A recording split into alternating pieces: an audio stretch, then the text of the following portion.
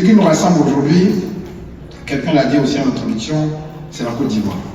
Après les temps de douleur que nous avons traversés, où chaque fois qu'il y a élection, nous avons peur, nous avons des craintes, parce que l'élection en Côte d'Ivoire est synonyme de mort, est synonyme de violence, et tous les Ivoiriens que nous sommes, nous voulons sortir de ce cercle vicieux dans lequel le pays est plongé depuis 1999. Nous voulons donc des élections apaisées, notre sœur l'a dit tout à l'heure, et nous voulons être fiers de ce que le nouveau président de la République de Côte d'Ivoire ne soit pas contesté, ne soit pas accusé d'avoir été désigné par tel ou tel autre pays. Nous voulons un changement dans notre pays. Et elle l'a dit aussi en introduction, nous cherchons des solutions pour en sortir. Et notamment la question des institutions en charge des élections, pour nous tous, c'est important. Nous n'avons plus confiance dans cette série. Et je l'ai dit et je le redis, il n'y a pas de raison que nous ayons confiance. Donc, ce que nous vous proposons, c'est de faire ensemble un petit point de la situation actuelle de la CEI, et puis de regarder quels sont les risques qui se présentent à nous pour les prochaines élections, puis voir ensemble qu'est-ce que nous pouvons faire pour sortir de cette situation. Mais deuxièmement, je ne voulais pas louper l'occasion d'être en face de vous pour vous dire qu'il est vrai et nous devons nous concentrer pour rechercher des solutions pour les prochaines élections. En même temps, nous devons aussi penser à l'avenir. Et au PDCDR, nous avons une solution.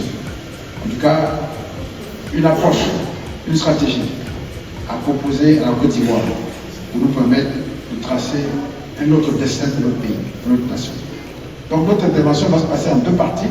Je vais vraiment essayer de ne pas être trop long dans la première partie, dans les deux parties en tout cas.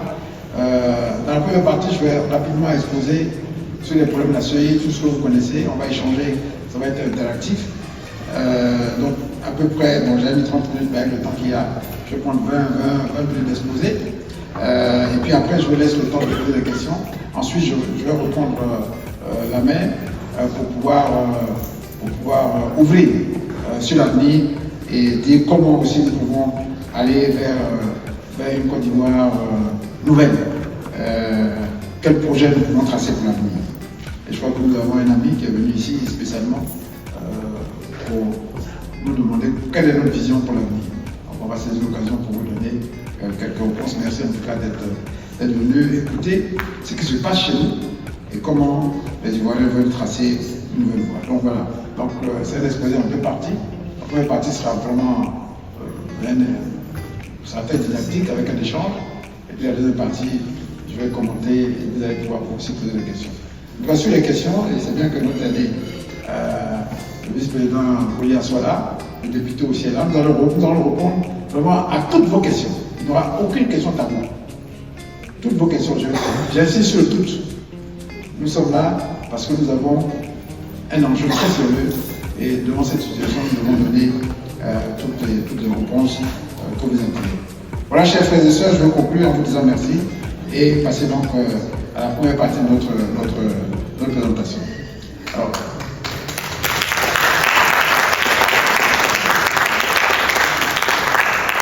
Alors, ici, alors, regardez, entre 2018 et 2020, les chiffres d'enrôlement. En 2018, on était à 6 500 000, on est passé à 7 millions, on a donc fait une augmentation d'à peu près 900 000 électeurs. Lorsqu'on a fait la RLE entre 2018 et 2020, voilà la passé. Ensuite, on fait à peu près entre 2020 et 2023, c'est-à-dire 3 ans, on a fait 517 nouveaux électeurs. Donc retenez bien, la première partie, en 2 ans, on a fait 804 000, 900 000, et là, en 3 ans, on a fait 500 et quelques mille. Bon, nos amis veulent, eux, à eux seuls, ils veulent faire 1 million en 3 semaines.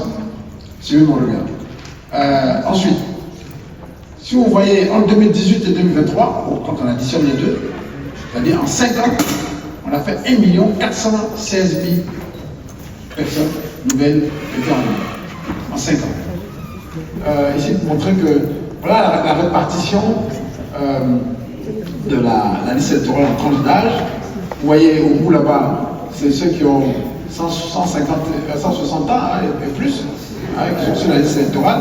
Vous les voyez sur au bout de la liste, ceux qui sont en rouge.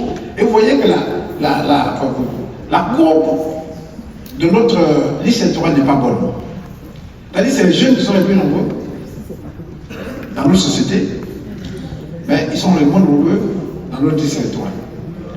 Hein? La courbe aurait dû donc monter dans la tranche d'âge des 18 à 30 ans, et puis ensuite baisser plus loin. Mais là, c'est plutôt dans les personnes plus âgées qu'elle est plus importante. Donc à partir de 40 ans, 50 ans, il y a un problème avec cette liste. Naturellement, il y a un problème. Hein? Un problème. Et il y a même des moins de 18 ans sur la liste. Moins de 18 ans. Alors, tu peux avancer rapidement. Voilà, parce que c'est ce que je viens de commenter, donc on peut passer.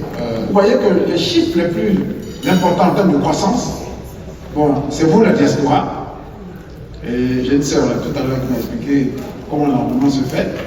Vous avez quasiment doublé l'enrôlement. Bon, suivez mon regard. Ah, madame, suivez mon regard. Vous avez doublé. Vous avez fait combien? En pourcentage, 97% de croissance. Et après, quand on regarde la liste, c'est le Nord qui a la plus grosse croissance en nombre. Hein? Voilà. Et puis, le plus bas niveau, c'est chez nous là-bas, à l'ouest. Bon. Mais les raisons sont très simples à comprendre. Bon. Suivons mon regard aussi.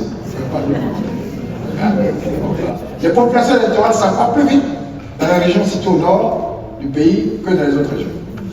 Les régions du Cameroun, du Folon, du Bafing, c'est plus de 50% de croissance. Hein? Voilà. Le nombre d'électeurs inscrits dans la région du Poro a augmenté de 104 000 électeurs, 44% en 2018 et 2023. La population électorale au sein de la diaspora a quasiment doublé, 97% en 2018 et 2020, passant de 49 000, etc. Voilà. On peut passer, on peut au suivant. Le district autonome d'Abidjan et la région de Nawa sont les zones où on observe le plus faible. C'est quand même étonnant. Là où il y a les plus grandes populations, c'est pas là-bas qu'il y a le plus gros taux de croissance. La Nawa, c'est là où tous nos parents d'anglais qui sont partis du centre sont partis. Hein? Là, il y a une augmentation de la population, mais en termes d'électorat, c'est très faible. Voilà. 13%. La population électorale de la sous-préfecture de Niélé, département de Mongolou, est passée de 1084 à 4042, soit une augmentation de 356%. La population électorale dans la sous-préfecture de Dassombo est passée de 1276 à 2087. 126%. Voilà. Bon, on peut pas dire. C'est important que vous ayez. Je peux juste vous donner, parce que beaucoup de gens parlent de questions de la CEI. La loi que nous avons reçue à l'Assemblée nationale, la loi 2001, que le président Gbagbo avait écrite, a été modifiée en novembre 2022. La dernière modification. Et l'article nouveau, voilà ce qu'il vous dit. Il vous dit que la commission électorale indépendante est composée de membres permanents et de membres non permanents. Ça, c'est ce qui était déjà écrit. Mais la proposition est la suivante. Une personnalité proposée par le président de la République, une personnalité proposée par le ministère chargé de l'administration, 6 personnalités issues de la société civile, Conseil national des droits de l'homme, on descend, un magistrat proposé par le Conseil supérieur, la magistrature, c'est le président actuel, 4 personnalités proposées par le parti au mouvement politique au pouvoir, 5 personnalités proposées par le parti au mouvement politique de l'opposition. Dans cette liste de personnalités, vous avez le parti de Mme Ariane Lamou, vous avez le parti de Doumbia Major, vous avez le parti de M. Cabral. Bon. Donc, dans tout ça, vous avez 3 personnalités, on peut retenir entre le PDCI, le PPACI et maintenant, avec bonheur, le pays. Hein? Donc, si les 18 membres, vous avez 13, ils sont liés au pouvoir. Bon. Il y a quelqu'un qui m'a posé la question tout à l'heure, mais donc, pourquoi les décisions sont prises? Non, c'est pas compliqué. Les décisions sont prises par vote. Hein. On est un nombre donné, donc avec 13 contre 5, contre 3, 15 contre 3, vous n'avez aucune chance d'avoir des décisions qui passent. Donc nous ne faisons que de la configuration. Ça, c'était signé le 9 novembre 2022 par le président de l'Assemblée nationale et le secrétaire de l'Assemblée nationale. Et il y a un truc qui s'est passé ici. C'est que dans la loi modificative qui nous a été présentée, ils avaient aussi enlevé à l'article 2 un alinéa qui donne la possibilité à la commission électorale de faire le découpage électoral. Il avait enlevé. Nous avons fait un amendement, mais il se trouve que dans le texte final qu'ils ont signé, ils ont tenu compte de notre amendement. Mais en fait, c'est vraiment un peu tordu, parce que dans le vote, l'amendement n'y est pas, n'a pas été pris en compte, mais dans le texte final, ils ont tenu compte de l'amendement. Bon, vous comprenez un peu comment ça se passe. Je pense qu'ils se sont rendus compte que c'était une faute de leur part. Parce que souvent, à l'Assemblée nationale, ce qui est regrettable, dans la configuration actuelle de l'Assemblée nationale, c'est même plus souvent pour changer une virgule, ils votent non. Non mais sérieux, pour changer une virgule, les gens ils votent non. C'est un vote mécanique. Un vote mécanique. Alors, ici, bon, c'est pas tellement lisible, mais c'est un rapport de la Commission européenne qui a envoyé des experts en Côte d'Ivoire. Et il y a un des points qu'il faut retenir ici, c'est que cette commission, après les élections de 2020, a demandé que la commission électorale et le Conseil constitutionnel soient revus et qu'on se mette tous autour de la table de manière consensuelle par un dialogue pour trouver ensemble des solutions. Donc, un des experts. Ensuite, vous savez qu'il y a un organisme qui s'appelle l'APDH qui a aussi fait un rapport en 2018. Et dans ce rapport de l'APDH, il est clairement indiqué qu'il est demandé par l'APDH, soutenu par une organisation sérieuse qui s'appelle Konrad Adenauer. Il a été demandé qu'il y ait une réforme nationale. C'est le rapport final du dialogue politique. Revenez en bas. Voilà les participants. Allez aux conclusions. Au titre du cadre juridique institutionnel des élections en Côte d'Ivoire, la prise en compte des réalités politiques nouvelles en vue du réaménagement de la CEI sans processus d'équilibre de celle-ci. La conduite des réflexions par le gouvernement sur le processus de découpage électoral sur la base de l'éléments coefficients affectés aux critères démographiques. La révision annuelle de la liste électorale par la CEI conformément au code électoral, etc. Et au final, au titre du cadre de suivi, la mise en place d'un cadre de suivi des recommandations de la phase 5 du dialogue politique sous l'autorité du ministre de l'Intérieur, de la Sécurité, etc. Bon, tout ça, on est en 4 mars 2022. Bon, tout ça, ce n'est que des vœux clés. La seule modification qu'ils ont faite, c'est le fait que le PPACI soit rentré dans la commission centrale et qu'ils ont eu un poste de vice-président. En dehors de ça, aucun problème n'a été. Même le texte proposé par le président Gbagbo en 2001, dans son article 5, dit ceci, que la représentation de la commission centrale est faite des partis ayant un représentant, au moins un représentant au Parlement, non pas au Parlement, à l'Assemblée nationale, et des élus dans les municipalités ou les régionales. À l'époque, il n'y avait pas de Sénat. Même ça, ils l'ont zappé pour revenir au texte que vous avez vu, où c'est écrit, représenté par les partis politiques. Parce qu'en ce moment-là, leur vision, c'est simplement d'introduire les petits partis qui sont en fait à leur vote. Hein? Même le président Gbagbo, en 2001, avait déjà introduit cette idée, et l'amendement que nous avons proposé, c'est de dire que cette représentation dans les partis politiques, dans la commission centrale, soit celle des partis politiques ayant au moins un représentant au Parlement, élu au Parlement, et ayant des élus dans les conseils régionaux de la municipalité. Notre amendement a été rejeté. Donc voilà la situation. Il y a une volonté manifeste de maintenir la CEI en l'état. Parce que la CEI, évidemment, c'est un instrument au service du parti au pouvoir.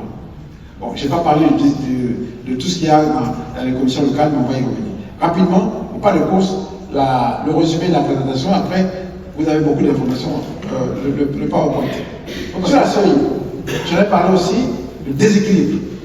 Donc, vous avez compris, la CEI est déséquilibrée. Donc, en l'état, on peut rien faire. Comme ça, vous l'avez vite compris. Même la CNDH, la Commission nationale des droits de l'homme. Bon, le préfet Ouattara est là, il faut le confirmer. Bon, ils sont proches du pouvoir. c'est même pas la peine de... Voilà. Les partis politiques sans représentation, aucune, au Parlement, sont représentés et dans les commissions centrales et dans les commissions locales. Dans les commissions locales, vous avez 10 représentants. Hein? Toutes les commissions locales, allez, on va dire à 98%, les présidents des commissions locales sont les membres du RGP. Indépendance. Bon, le président de la République est le président d'un parti. Il est représenté à la CEI. En quoi est-ce que la CEI elle est indépendante? Le ministre de l'Intérieur, les membres du gouvernement. Pour prendre des décisions, je vous l'ai dit tout à l'heure, pour prendre des décisions à la CEI a oublié de s'en référer au gouvernement. En quoi est-ce que un membre du gouvernement, à ce moment-là, qui donne son avis, peut. La CEI n'est pas indépendante. 100% des membres du corps préfectoral ont voté en faveur des candidats au poste de président des commissions locales. Sur le retour d'expérience, très rapidement. Et il y a tellement de choses à dire. Nous, on est tous des élus ici, on peut vous écrire des livres sur comment on fait pour être élu. C'est la guerre. Il y a toutes les méthodes. Je ne vais pas en parler aujourd'hui, mais il y a toutes les méthodes pour tricher. Les machines là, ça ne marche pas. Les machines là, on a dit que ça ne marche pas. Mais pourquoi ça ne marche pas? Mais ça ne marche pas parce que quand vous prenez la machine, vous mettez votre doigt, vous êtes identifié. Mais si je veux bourrer les yeux, la machine ne marche plus. Ça me donne la possibilité de bourrer les yeux. Ah, ce sont des réalités. Même les stickers. J'étais aux élections, le jour des élections au conseil régional, je suis dans ma voiture, et il y a un vice-président de la CEI qui m'appelle et me dit, monsieur le député, monsieur le président, voilà, je voulais vous dire que le jour des élections, qu'il n'y a pas de sticker que le président de la commission va signer dans le dos. Tel basé. Donc, vous aussi. Vous aussi. Ça, c'est le plus bananière. Hein? Bon, voilà. Les appareils secondaires, la publication des résultats électoraux, parfois non conformes à la réalité. Vous êtes dans votre bureau de vote, vous avez un PV, on demande 10 000 francs aux enfants là, après on fabrique un autre PV à côté. Hein? Ou bien quand ça va passer, dans un village là-bas, où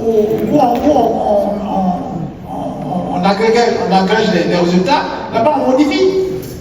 Donc les résultats qui viennent du bureau de vote ont un écart entre le bureau de vote et la production finale. Hein? Le développement de la corruption dans le processus électoral, pratiquement pendant le dépouillement des élections. Voilà, voilà les observations. Sur l'équilibrage, on va revenir sur l'équilibrage. La loi électorale, de ce que vous appelez le code électoral. Là aussi, il y a un problème d'indépendance de la CEI. La CEI, il y a un alinéa, j'ai plus 2 articles. Article 22, les spécifications techniques ainsi que le nombre des affiches, enveloppes et bulletins fixés par décret.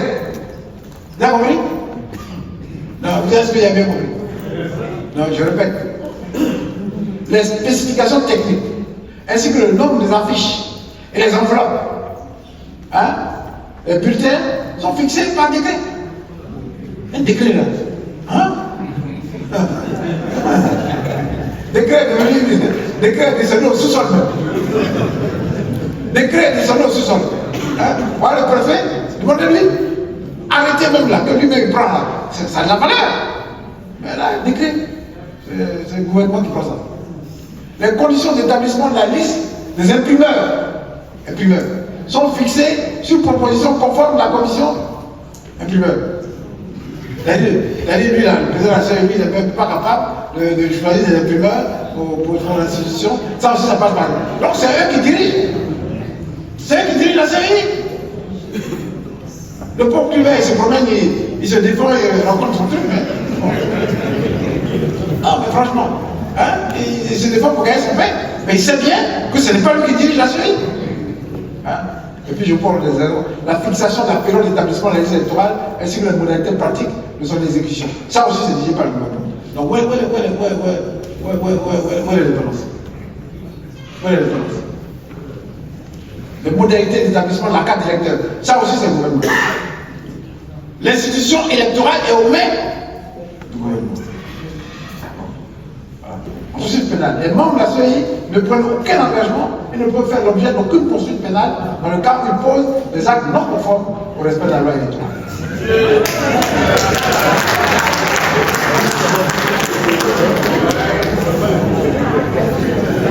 Hein? Voilà. Proclamation des résultats. Le processus de déploiement des proclamations des résultats par bureau de vote ne sont pas bien élaborés et laissent la porte ouverte à la manipulation sur place ou dans les étapes intermédiaires avant la proclamation des résultats.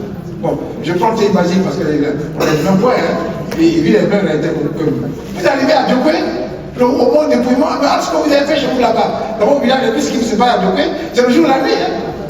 Parce qu'ils ont un bureau à côté là-bas où ils fabriquent les résultats. Bon, on avance. Bon, on va revenir. Bon, sur l'expérience. La CIA est activement complice. Le mauvais fonctionnement des appareils, j'en ai parlé, la publication des résultats électoraux, parfois non conformes au vote, le développement de la corruption, la signature des procès de vote, des procès verbaux avant le début du vote. Hein? Vas-y. La signature des PV avant le début du vote. On appelle le petit ribosé ici. C'est 10 000 francs pour signer. Puis bon. Hein? La non-programmation des résultats devant les électeurs. Pas la violence. L'ouverture tardive ou la fermeture anticipée. Quand ils sont contents, hein, ils attendent jusqu'à 11h. Hein, et puis ils ouvrent. Et puis, facile. Ou bien, quand ils ont fini, je crois qu'il y a une dame qui en parlait tout à l'heure, et tout, ils ferment. Même dans l'enrôlement. Enrôlement, ils ouvrent et puis ils ferment quand ils veulent. Hein, voilà. Et le militant arrive, et puis après le reste, le parrainage. Bon. Le parrainage fait l'objet de critiques des partis politiques, et il a raison. Hein. Du fait de manque de confiance en la CENI. Hein? Il y a parfois on rejette certaines candidatures, on dit bon il y a 2 Simon, il est à Bambolo, et puis on a trouvé un 2 Simon à tel endroit là-bas. Mais c'est vrai qu'il décide, c'est pas vous qui avez décidé. Mais il n'y a aucun élément de vérification. L'identification de l'enrôlement électoral. Bon ça, on va en parler. Là-dessus, sur ce point-là, le texte de loi dit clairement, et même si je crois l'a répété plusieurs fois, l'enrôlement, c'est annuel. Bon, vous avez vu, on a fait en 2018, après on a fait en 2020, c'est pas annuel ça. Hein? Après on a fait en 2020, après on a fait en 2023. Hein? Bon. Et après on fait maintenant en 2025. Donc on ne respecte pas la loi. Mais ça, c'est pas le problème. On ne respecte pas la loi. Il y a d'autres situations dans lesquelles on veut respecter la loi. Donc le PDC a demandé, et les autres partis, clairement que la période d'enrôlement soit jusqu'à 3 mois avant les élections. Mais pourquoi on ne peut pas faire ça? En France, partout, les gens ils font ça. C'est compliqué ça.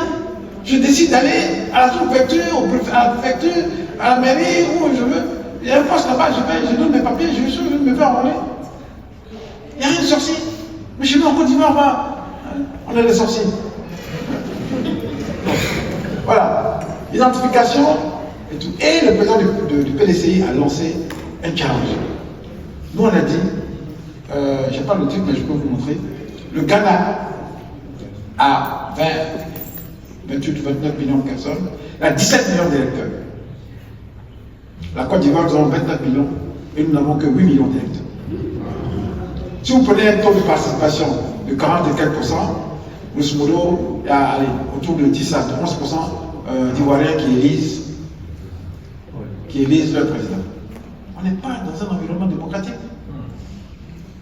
Quelle personne ne peut se réclamer avoir été élu démocratiquement dans ces conditions. Il faut se dire les choses clairement. Et ce n'est pas bon pour notre pays. Voilà. Voilà, donc je donnais. Donc nous avons fixé un objectif de 12 millions. On a 8 millions, donc le président du PDCI, en concertation avec les autres, on veut faire 12 millions pour au moins que notre liste soit elle reflète la réalité, en tout cas, la réalité démocratique. Normalement, bon, vous avez vu, c'est le 19 octobre au 11 novembre, moins de 30 jours, je n'ai même pas dit que 30 jours, mais c'est même pas 30 jours. Ça a été fait, ça a été décidé sans concertation. C'est unilatéral. Chez nous, c'est tout est. Il n'y a pas la réalité du dialogue n'existe plus. C'est unilatéral. Voilà la réalité et tout. Et on voit bien que la méthode qui est utilisée, elle a des limites. Puisque grosso modo, c'est une moyenne de. Vous prenez, là où on a fait 900 000, bon, vous prenez, ça veut dire 450 000 francs, 450 000 personnes par an. Et là, on peut avoir. On peut être, on est sérieux. Même eux-mêmes, en disant qu'eux font 1 million. est-ce qu'on est sérieux? On la change d'intention. Mais on va en parler tout à l'heure. Découpage électoral. Bon, c'est important que vous compreniez, que les Ivoiriens et les Ivoiriennes comprennent. Avant même que les élections n'aient commencé, vous avez, au nord là-bas, vous avez presque 72 sièges. Là-bas. D'accord? Pour 1 280 000 électeurs. Contre 31 sièges pour une population électorale de 2 millions dans le district d'Abidjan. La démocratie est biaisée, c'est fini. Vous allez changer quoi dans votre pays? Là, changer quoi? Vous allez rien changer. Vous ne pouvez rien faire. Le vote à l'Assemblée nationale, vous nous entendez, nous crions, nous faisons le truc, mais c'est juste pour marquer le coup. Mais sinon, on sait bien que notre vote, nous avons fait des sacrifices. Et en tout cas, féliciter tous les députés de tous les partis de l'opposition. Nous avons fait des sacrifices pour arriver là, à l'Assemblée nationale. Juste pour faire entendre vos voix. Mais nous savons bien que ça n'a aucun poids. Voilà. Donc voilà, le découpage électoral, c'est quelque chose de très important. Moi, on a des propositions à faire et tout. Sur cette question, c'est juste pour vous montrer le Nord constitue une nation ethnique quasi exclusive pour l'RDP. J'ai rencontré un de mes frères de parti, un de mes frères de l'Ouest est parti à l'RGP. À un moment donné, il a voulu être candidat, il a voulu, son parti a voulu aller au Nord pour être candidat. Il y a un ministre, paix à son âme, ancien premier ministre, qui lui demande, pourquoi tu vas au Nord? Pourquoi ton parti va au Nord? Voilà où nous sommes rendus. Découpage électoral, bon, je l'ai dit, hein. On va parler des propositions après, mais je vous laisse pour le temps du jeu.